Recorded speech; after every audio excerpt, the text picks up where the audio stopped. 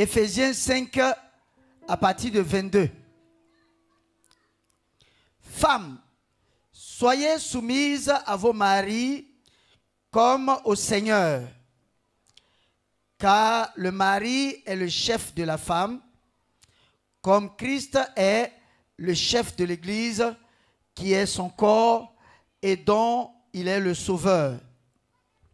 Or, de même que l'Église est soumise à Christ, les femmes aussi doivent l'être à leur mari en toutes choses. Maris, aimez vos femmes, comme Christ a aimé l'Église et s'est livré lui-même pour elle, afin de la sanctifier par la parole après l'avoir purifiée par le baptême d'eau, afin de faire paraître devant lui cette Église glorieuse, sans tache ni ride, ni rien de semblable, mais sainte et irrépréhensible. C'est ainsi que les maris doivent aimer leurs femmes comme leur propre corps. Celui qui aime sa femme s'aime lui-même, car jamais personne n'a haï sa propre chair, mais il la nourrit et en prend soin, comme Christ le fait pour l'Église. Parce que nous sommes membres de son corps, c'est pourquoi l'homme quittera son père et sa mère et s'attachera à sa femme, et les deux deviendront une seule chair. Acclame la parole de Dieu.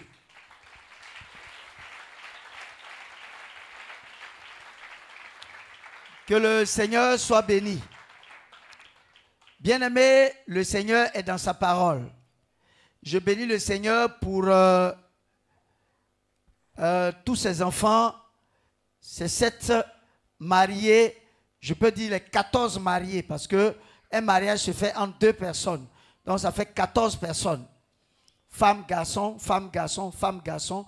Mais les 7 futurs mariés, je bénis le Seigneur pour leur vie.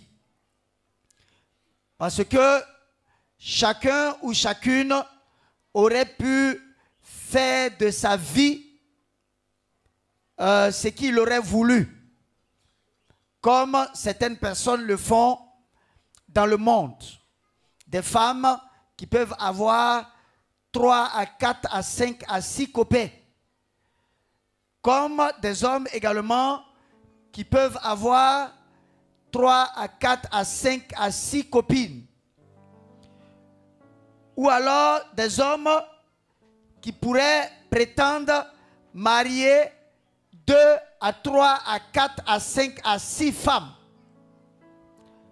La Bible l'interdit.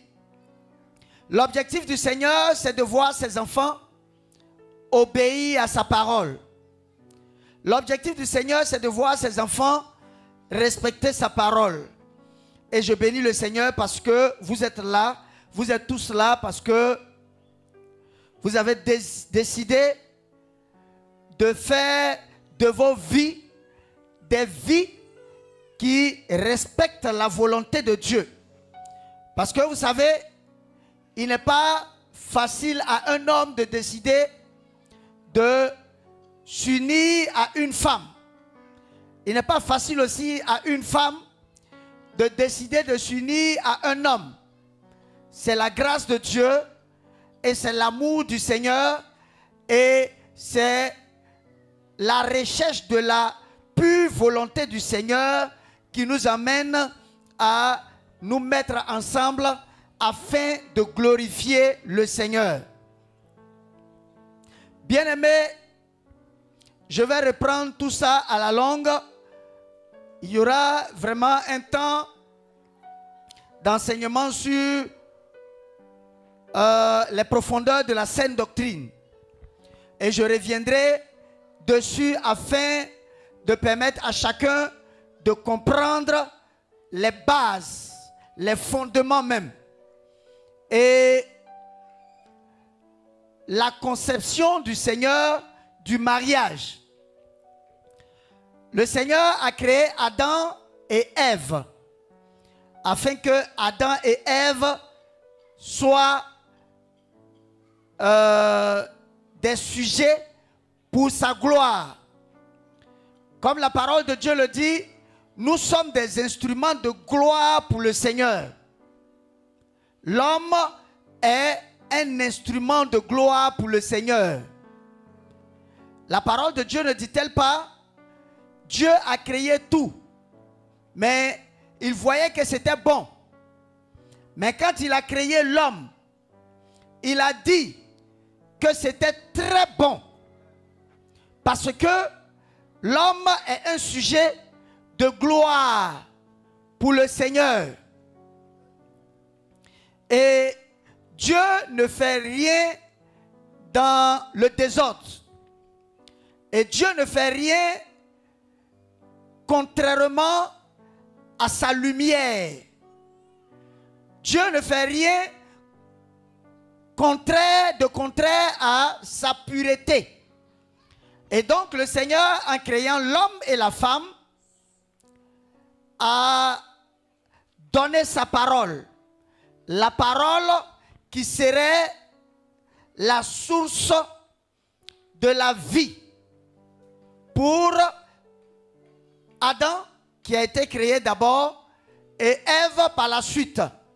Et donc, Ève et Adam ayant été créés, il était important pour le Seigneur de donner les clauses qui régissent leur vie en commun.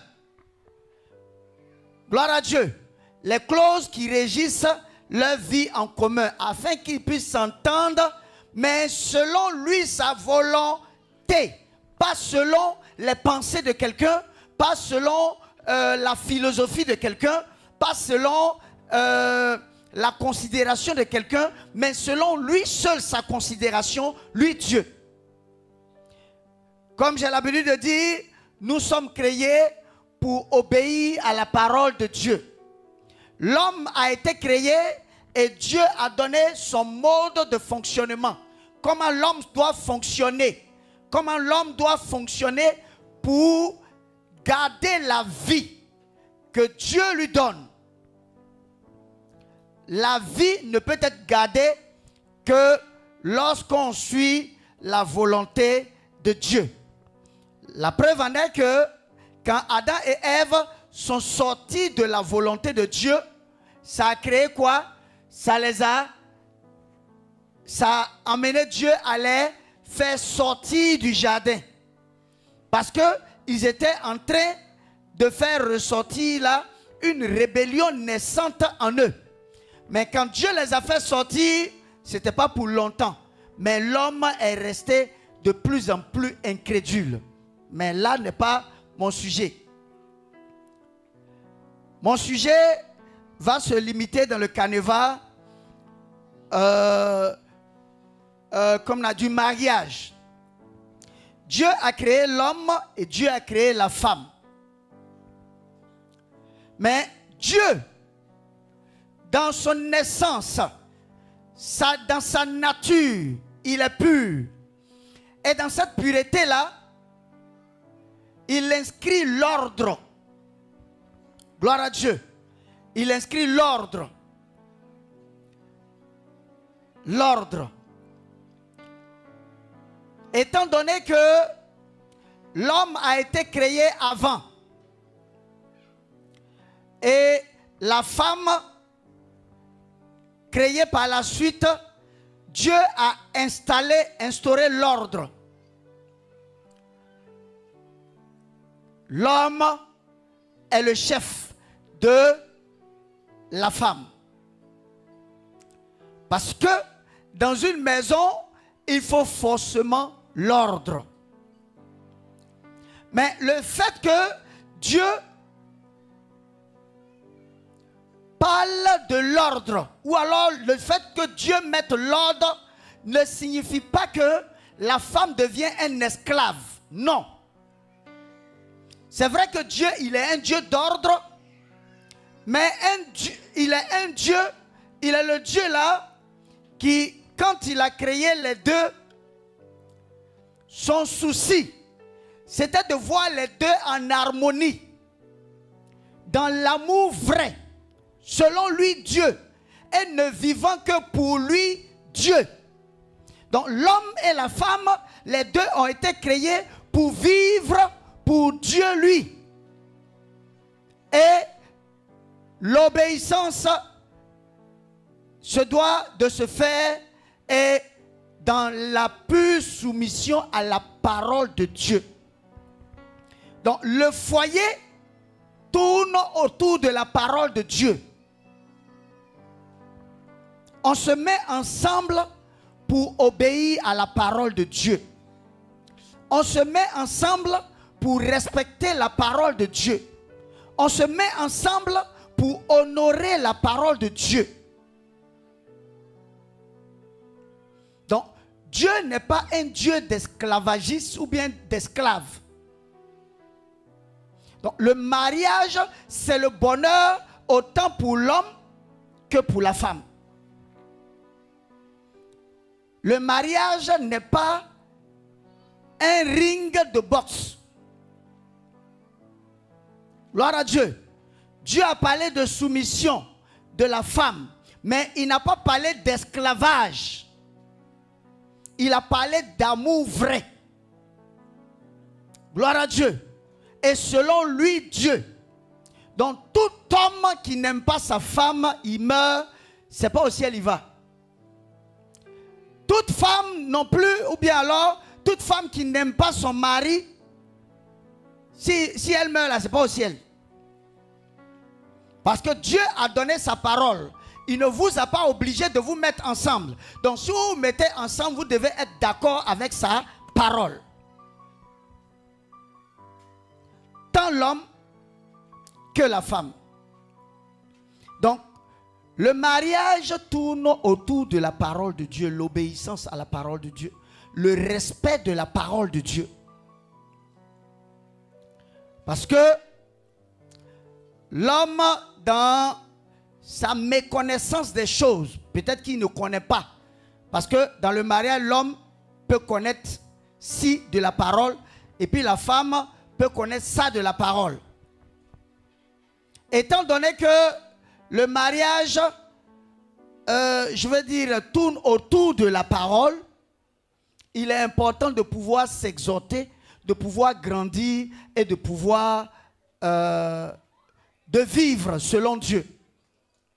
Parce que, contrairement à la parole de Dieu, c'est la mort qui est devant.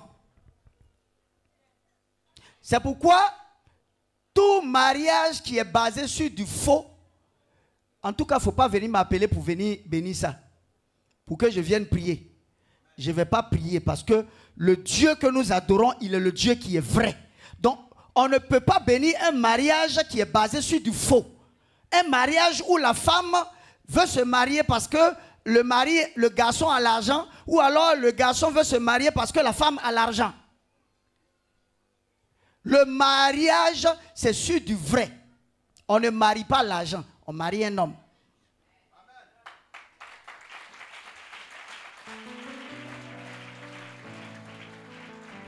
C'est pas voiture non plus qu'on marie, on ne marie pas voiture. C'est l'homme là qu'on marie. Donc, tu l'aimes ou bien c'est voiture là que tu aimes. Si c'est voiture que tu aimes, moi je ne peux pas prier pour ça. Ça c'est clair. Et même c'est une abomination que de venir prier pendant qu'on sait que le mariage est basé sur du faux. Ou alors la femme vient mentir. Ou alors l'homme vient mentir.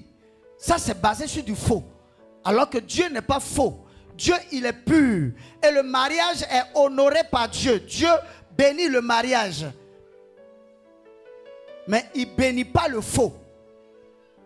Le faux là. Vous dites à Dieu, Seigneur, pardon, il y avait le faux en nous, on ne veut pas. Donc, viens nous bénir. Gloire à Dieu, Dieu vient bénir. Gloire à Dieu. Donc, le mariage, c'est une union. Mais une union de pureté, d'amour vrai. D'amour vrai. Acclame le Seigneur. D'amour vrai.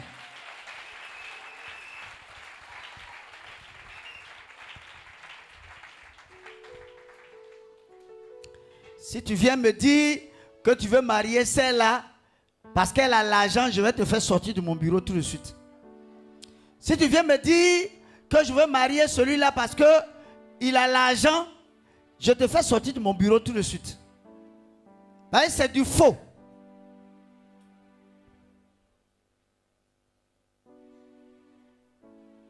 Bon, je veux marier ce monsieur-là parce que son nez est long. J'aime son nez là. C'est son nez que tu aimes. Donc il faut sortir. C'est pas le nez qu'on va marier, n'est-ce pas? Et le jour, huile chaude tombe sur son nez. Tu vas faire quoi? Ou alors la fille là, ses beaux yeux. Quand je vois ça, tu es encore charnel. Et le jour, ces yeux là ne sont plus là. Tu vas faire comment? Non, tes beaux yeux là, ce n'est plus là. Donc, je ne t'aime pas vraiment. Pourquoi? Parce que l'amour est basé sur les beaux yeux ou bien le long nez ou alors la longue taille. Tu ne sais pas que l'homme vieillit. Quand il va vieillir, il va commencer à prendre canne. Tu vas faire comment? Le mariage se fait et l'union se fait autour de la parole de Dieu et de la vérité qui est représentée dans le Seigneur. Gloire à Dieu. Donc c'est un premier point. Il faut que de part et d'autre, on soit vrai. D'amour. Parce que après le mariage, après la célébration, après la prière, vous devez vous aimer dans la totalité. Il ne s'agit pas de venir à mon bureau un an après, ou bien 2-3 mois après. Eh, homme de Dieu, je n'ai pas bien vu. Hein? Homme de Dieu, non. Lui là, je ne savais pas qu'il était comme ça. Hein? C'est ton mari. Il faut te mettre à genoux, on va prier pour lui. Mais, par la grâce de Dieu, ça ne va pas se faire ainsi. Celle-là, elle a encore des carences. Elle a carence là même là. Est-ce que tu es parfait? Tu n'es pas. Ok, prie pour elle. Il faut que l'amour soit vrai. Tes pensées là doivent aimer ta femme de façon totale. Tes pensées doivent aimer ton mari de façon totale. Sinon, dans le cas contraire, tu es en train d'inviter la sirène des eaux dans votre foyer. Ou alors, toutes ces personnes qui commencent à regretter. Je regrette, je regrette. Et si j'avais pris l'autre là? Et si j'avais pris l'autre femme là? Ou alors, et si j'avais pris l'autre garçon là? Parce qu'il y a des femmes aussi, souvent, il y a plusieurs hommes qui viennent en même temps demander leur main. Elles ne savent plus où aller. Seigneur, homme de Dieu, j'ai rêvé hier là, j'ai vu l'autre là. Tu as rêvé. Il faut toi-même, il faut demander. Gloire à Dieu. Les gens rêvent trop.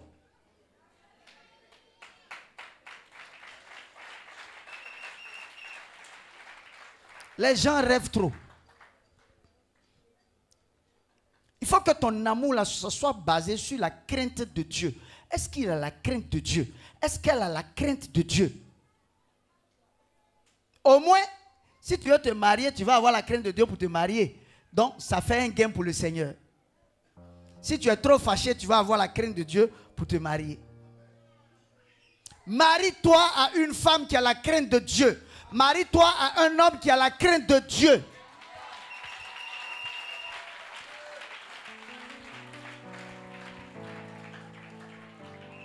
Voilà. Qui a la crainte de Dieu. Que le Seigneur soit béni. Donc, le mariage demande l'amour total. Tu aimes ta femme, point. Il n'y a plus d'autres femmes à part ta femme. C'est vrai que les autres femmes, tu peux prier pour elles, tu peux leur dire bonjour, mais il n'y a plus d'autres femmes à part ta femme. Et puis elle est la plus belle. Il n'y a personne d'autre. Acclame bien le Seigneur.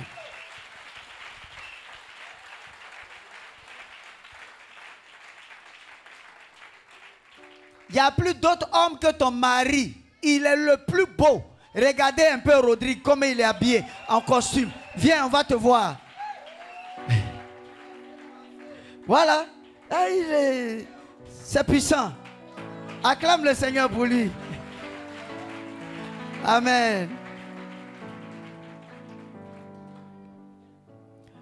Dieu veut être le maître du foyer. Dieu veut être le maître du foyer et la lumière du foyer. Regardez un peu pourquoi est-ce que les sorciers, quand on les envoie dans un foyer, on les envoie pour diviser les deux. Pourquoi? Parce qu'il y a une grâce dans l'union entre les deux. Il y a un bonheur, il y a la vérité dans l'union entre les deux. Mais l'union dans le vrai. Gloire à Dieu.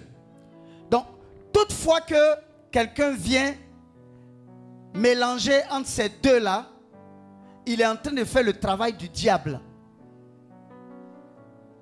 Demandez à ceux qui étaient dans la sorcellerie. Quand ils ont pu attaquer un foyer, ils sont souvent gradés dans l'esprit par Satan. Pourquoi? Parce que l'objectif de Satan, c'est de ne pas voir le bonheur dont Dieu a parlé là dans le foyer. Le bonheur, quand il n'y a pas de bonheur, c'est qu'il y a mésentente. Quand il n'y a pas de bonheur, c'est qu'il y a palabre.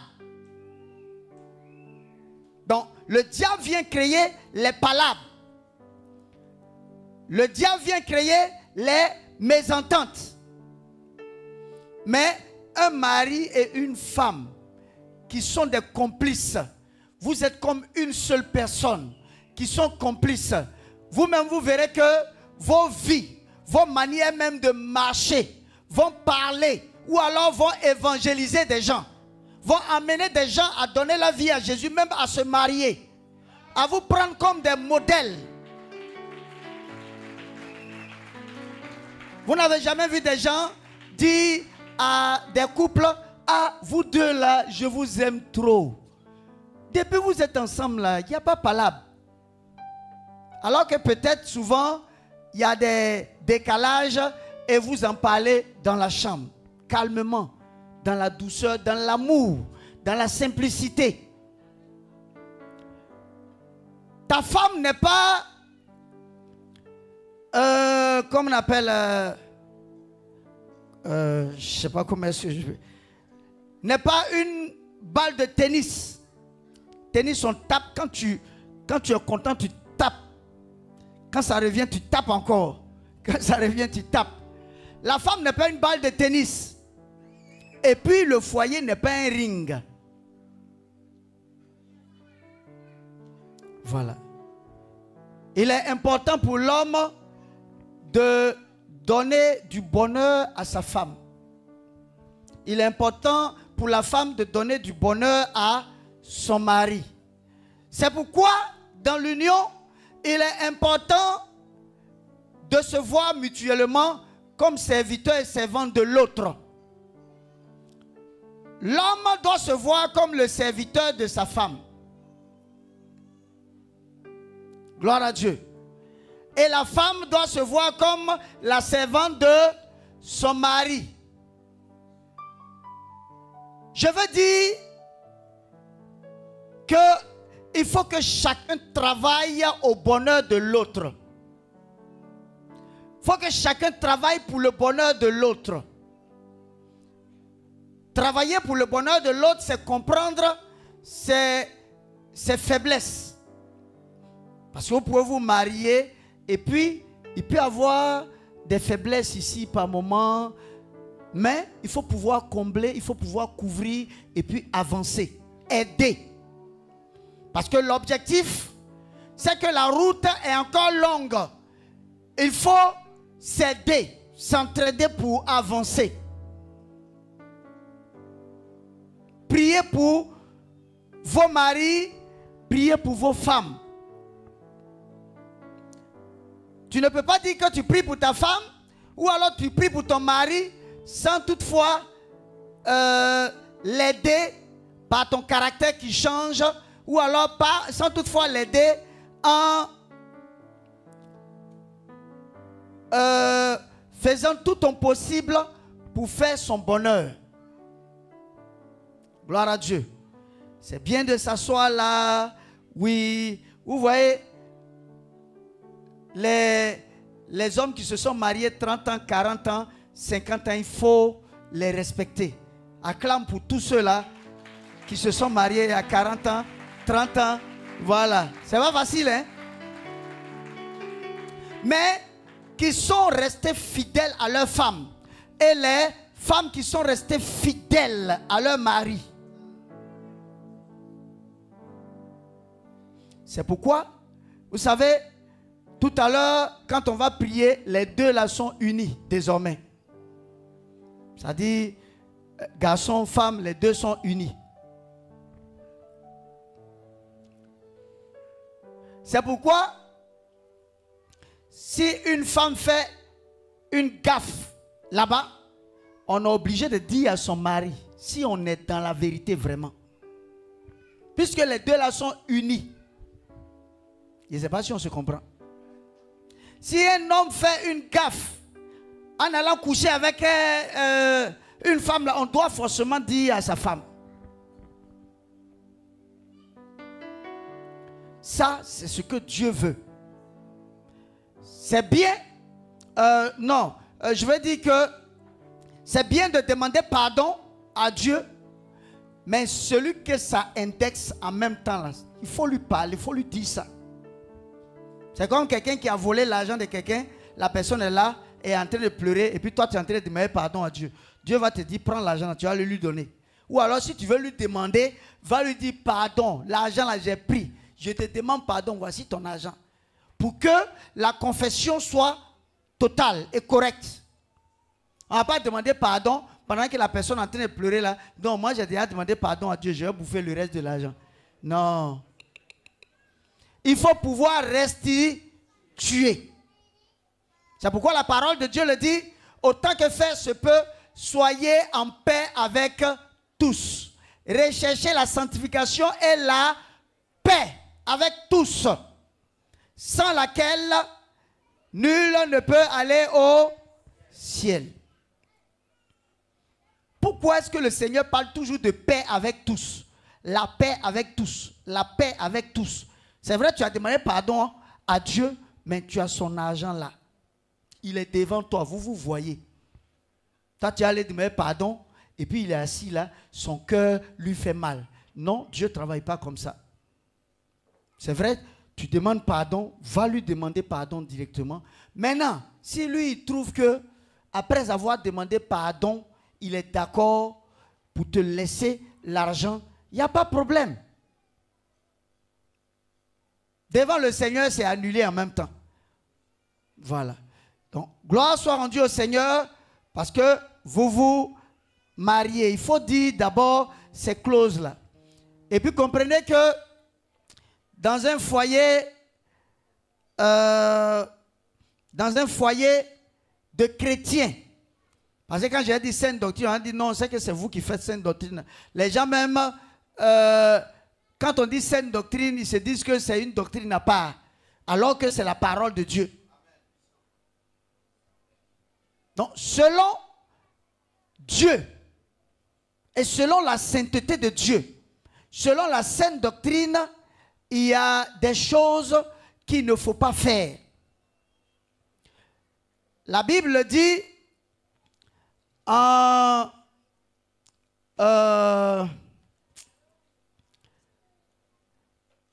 j'ai un peu oublié si c'est 16,4 ou Proverbe 16,4. 16,4. Souvent, ça me mélange un peu 16,4, 4,16. Gloire à Dieu. On va lire. L'Éternel a tout fait pour un but. C'est-à-dire tout ce qui est sur nous là, c'est pour un but, un objectif. Même le méchant pour le jour du malheur. Donc, l'Éternel a tout fait pour un but. Donc, dans un foyer chrétien, et surtout le lit conjugal qui se doit d'être exempt de toute souillure. Il faut éviter ce qu'on appelle la fellation. La fellation, je pense que tout le monde connaît. Gloire à Dieu. Il faut éviter également la sodomie. La sodomie. Sinon, dans le cas contraire, tu deviens un PD. Peut-être tu fais PD, tu es PD, mais tu es avec ta femme, quoi. Mais vous êtes PD.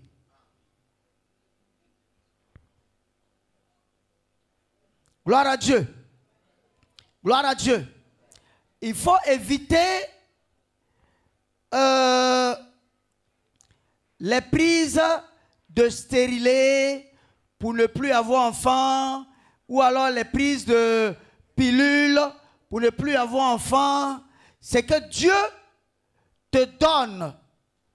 Toi, tu refuses en prenant des substances pour tout mélanger dans ton ventre, pour ne pas avoir enfant. C'est un péché. Ce que Dieu a donné de façon naturelle, quand toi tu refuses, c'est un péché. C'est la même chose que pour tous ceux-là qui, lors des rapports, utilisent les capotes. C'est un péché. Parce que Dieu n'a pas créé les rapports sexuels pour être faits dans les capotes. C'est un péché. Gloire à Dieu. Gloire à Dieu. Gloire à Dieu. Que le Seigneur nous bénisse. Acclame le Seigneur.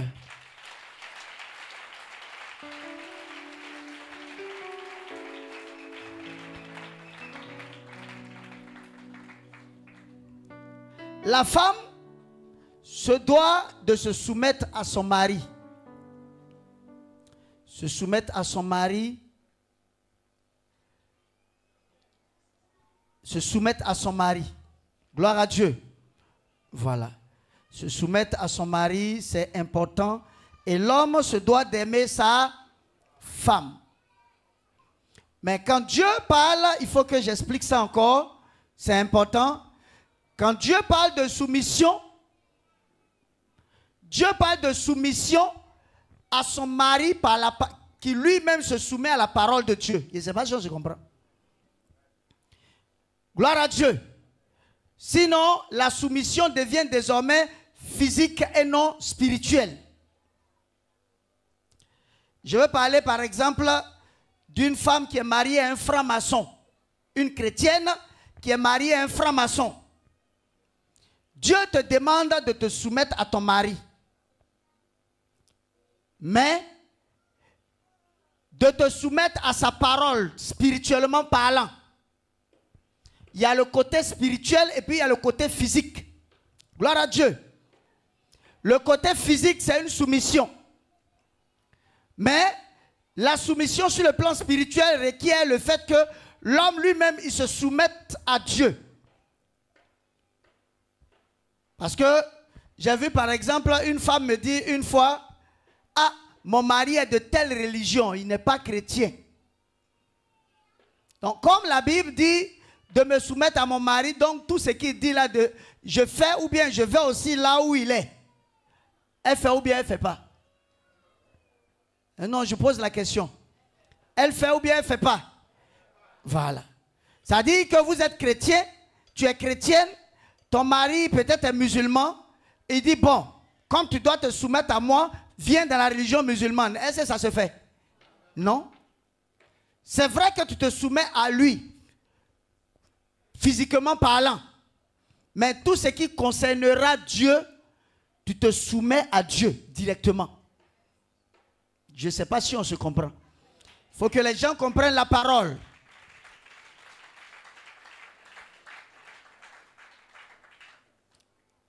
Donc, Dieu a donné l'ordre. C'est-à-dire, lui, Dieu, le mari se soumet à lui, Dieu. Et la femme se soumet à son mari. Maintenant, si au milieu, là, il n'est pas là, la femme fait quoi? Elle se soumet directement à Dieu. C'est comme par exemple l'Église. L'Église se soumet à moi tant que moi je me soumets à Dieu. Mais si je sors, est-ce que je vais te dire d'aller chercher plusieurs femmes et puis tu vas me dire non, bon, comme tu te soumets, attends, je vais aller chercher plusieurs femmes. Non. L'Église se soumet tant que moi je me soumets à Dieu. Mais si vous voyez que je commence à ne plus me soumettre à Dieu, je commence à dire maintenant des bêtises, est-ce que Dieu vous oblige à vous soumettre? Non. C'est la même chose. Il faut comprendre les choses spirituelles. C'est vrai que dans le cadre de l'ordre, Dieu demande à l'Église de se soumettre à son serviteur qui lui se soumet.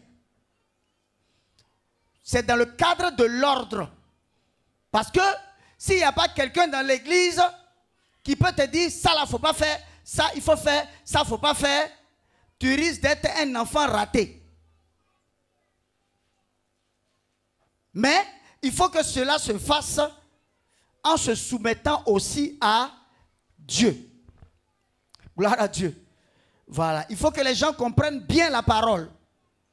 Là, certains diront, oui, Dieu dit de te soumettre à moi, donc allons, on va voler. Est-ce que c'est ça? Ce n'est pas de ça que Dieu parle.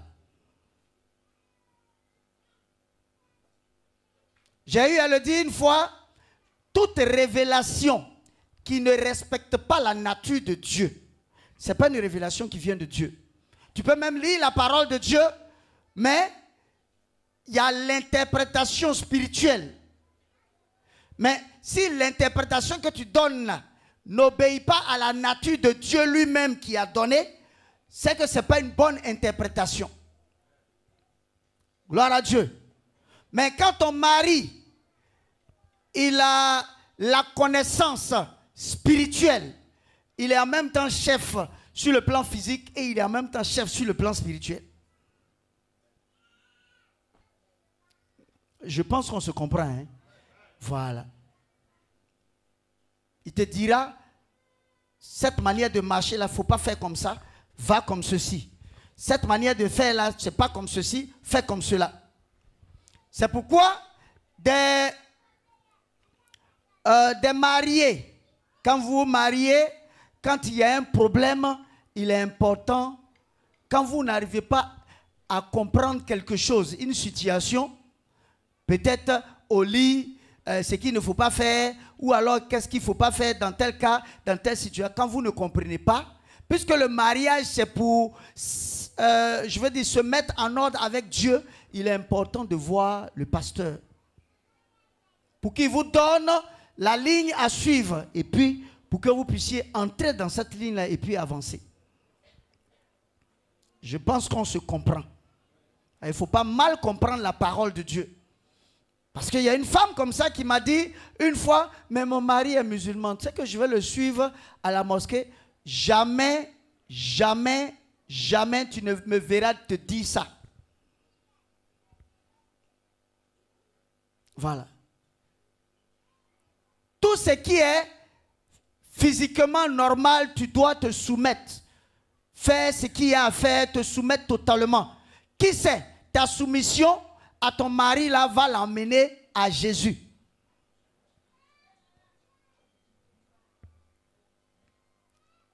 Mais il faut que ta communion avec Dieu soit toujours intacte. Je reviendrai sur le mariage. Il y a beaucoup de choses à dire dedans. Parce que certains s'appuient sur ça pour obliger les femmes à suivre leur religion, bien que la religion ne soit pas une religion de vérité. Si ce n'est pas une religion de vérité, tu le respectes normalement, mais tu vas à l'église. Tu pries normalement. Mais tu le respectes normalement. Tes devoirs conjugaux, tout ça tu dois respecter et normalement. Surtout, on va prendre en 1 Corinthiens 7. À partir de 4.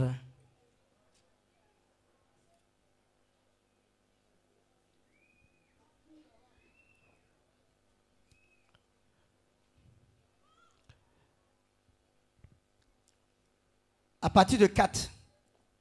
Bon, à partir de 3, on va prendre 3. Que le mari rende à sa femme ce qu'il lui doit. Et que la femme agisse de même envers son mari. La femme n'a pas d'autorité sur son propre corps, mais c'est le mari. Et pareillement, le mari n'a pas d'autorité sur son propre corps, mais c'est la femme. Ne vous privez point l'un de l'autre, si ce n'est d'un commun accord pour un temps afin de vaquer à la prière. Je ne veux pas entendre une femme dire que moi là, je n'ai plus envie de mon mari au lit. Je ne veux pas aussi entendre que le mari dise oui là moi je ne veux plus. Dans le mariage, il y a ça aussi. Il faut dire, bon, vous dites ça. Dans le mariage, il y a ça aussi. Répétez après moi. Dans le mariage, il y a ça aussi. Voilà. Je sais qu'on se comprend. Il ne faut pas dire non, moi là, moi je suis trop spirituel.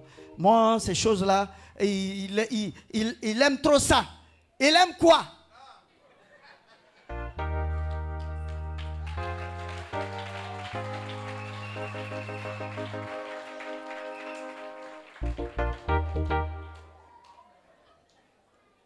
Il aime quoi?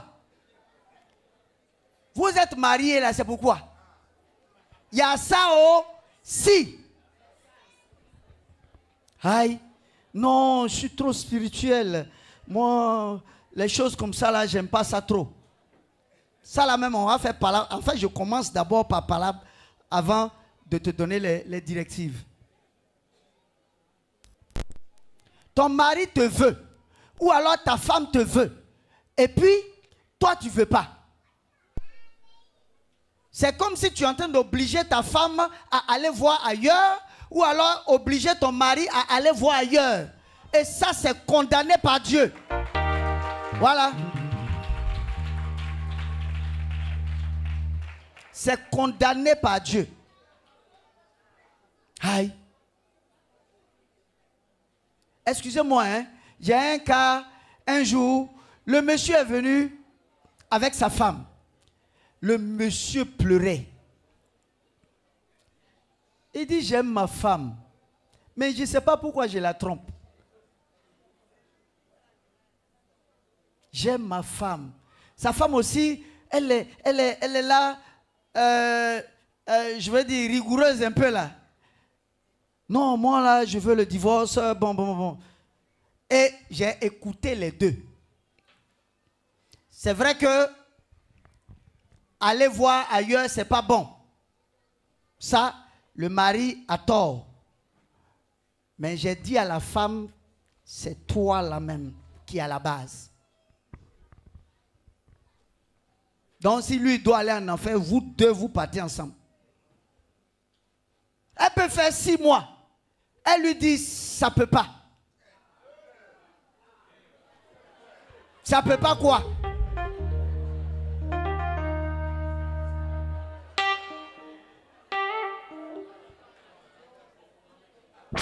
6 mois. Ça ne peut pas. Ça ne peut pas. Quand le monsieur s'approche, non, on ne peut pas. Bon, donc, elle peut faire ça comme ça, souvent même 1 an, et puis, aïe. Le monsieur même, il n'est pas bien chrétien. Donc, il va aller chez, il a une petite là qui est là, il dit, mais que lui, il ne comprend pas. Et bon, il aime sa femme, mais il va toujours avec la femme, la soeur là, la soeur est toujours sa copine, quoi. Il a une copine dehors. Je lui ai dit, madame, vous êtes à la base du problème. Le monsieur, pour dire qu'il aime sa femme, il pleure même comme ça.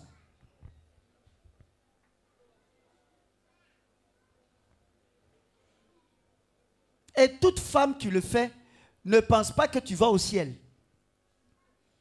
C'est vrai que quand ça ne va pas, ou alors quand il y a un malaise, ou alors un problème, ah, tu en parles avec ton mari, vraiment tu sais que je suis malade, ou alors on peut comprendre. On peut comprendre un peu. J'ai dit un peu. Dis avec moi un peu. Voilà.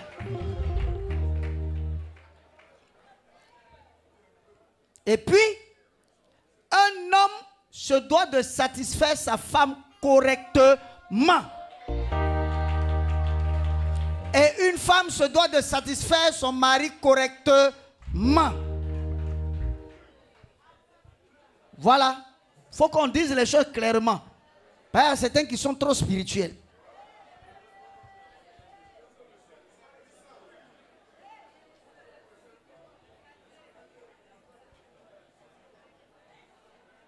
J'en parle.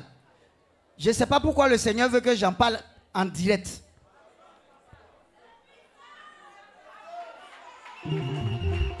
Voilà. Acclame bien le Seigneur.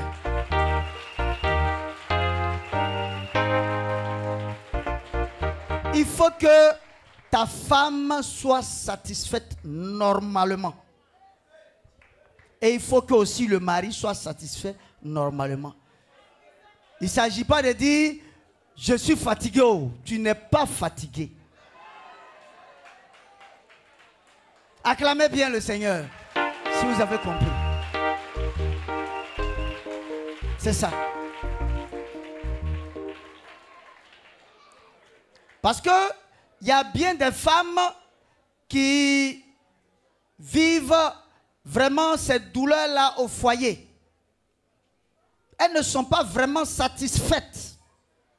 Ça, je le dis. Tu vois qu'elle est toujours fâchée. Il y a aussi des hommes, bons, qui ne sont pas aussi souvent satisfaits. Tu vas voir que quand il entre là, son visage est serré. Alors que le mariage, c'est pour le bonheur. Gloire à Dieu. C'est important. Ce que je suis en train de dire là, c'est très important.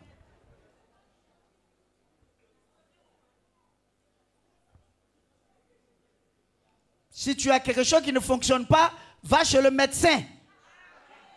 Gloire à Dieu. C'est important.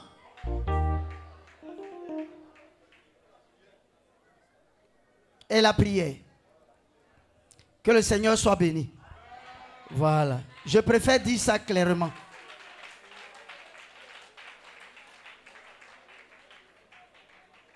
Parce que j'entends ça et là, des femmes, bon, la nuit, bon, c'est vrai que tu pries, mais ton mari te veut. Tu fais comment? Non, laisse, toi tu es trop païen.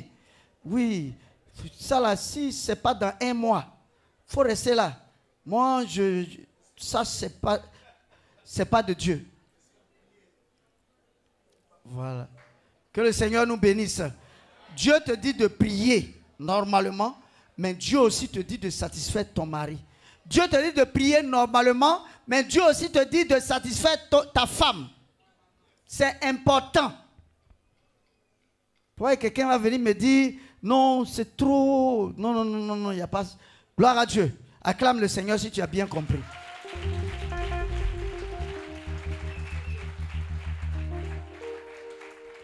Voilà. Et puis, je ne veux pas entendre que quelqu'un a frappé sa femme. Voilà. On n'est pas dans un mariage chinois. Gloire à Dieu. Ce n'est pas un mariage japonais. Le kickboxing. Donc, tout se règle par la douceur, l'amour, la douceur, la simplicité. Voilà. Et je bénis vraiment le Seigneur pour tous les hommes qui aiment leur femme vraiment. Parce que dans certaines religions, on a une manière de prendre la femme comme un torchon. Ça, tu fais ça, tu ne vas pas au ciel. C'est pas comme ça Dieu a conçu le mariage. Parce que la femme, c'est un être humain comme toi. Voilà, ta maman a fait 9 mois, toi tu es né, toi le garçon. Et puis la maman aussi a fait 9 mois, et puis la femme est née. Donc, c'est le même sang qui coule dans les deux veines. Gloire à Dieu. Voilà, il faut éviter de prendre la femme comme un torchon, comme un moins que rien. Non, il faut l'aimer. Donne-lui l'amour. Il faut un mariage idéal, mais selon le Seigneur. Voilà. Que le Seigneur nous bénisse.